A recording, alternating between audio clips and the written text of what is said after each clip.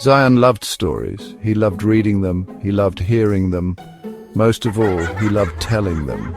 The other children in the village, they liked to play games. They liked to run in the fields. They did not like stories, not like Zion did. Stories are boring. Go away, Zion the storyteller. Zion would feel sad. He didn't understand why they didn't love stories as much as he did. One day Zion decided to go on an adventure. He packed his bag with a notebook and a pencil. He put in a juicy apple and a hunk of cheese. Then, ignoring the laughter from the other children, he set off towards Whispering Woods. The woods were bright and cheerful at first. Sunlight dappled through the leaves. Birds sang in the trees. Zion smiled. It was much nicer than being in the village.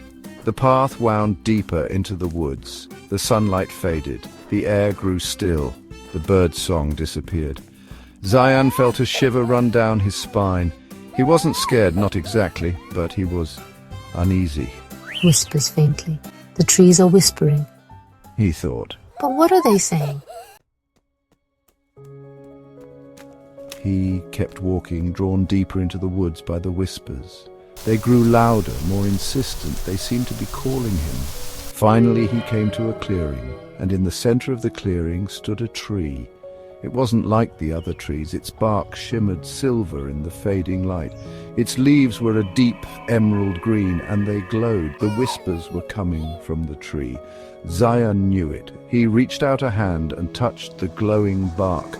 The tree shuddered, then it slowly opened like a giant mouth. Inside, Zion saw a sight that made his heart leap. Books, hundreds of them, thousands maybe. They lined the walls of the tree. They were piled on the floor, and they glowed.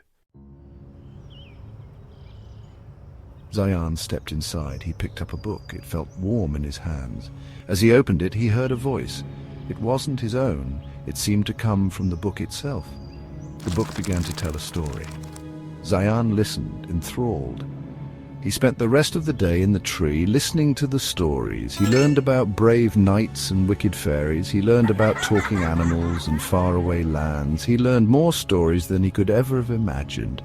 Wow, Zion, these stories are amazing! From that day on, Zion was a changed boy. He went back to the village and told everyone the stories he had learned.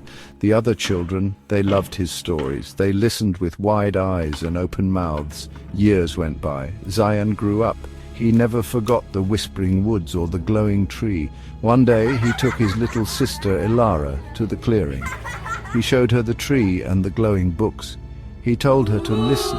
Ilara's eyes widened. She smiled. She too loved stories, and Zion knew that the magic of the whispering tree would live on. Tell us more, Zion. We want to hear all the stories. And so Zion the storyteller continued to share the magic of the stories, passing them down from one generation to the next.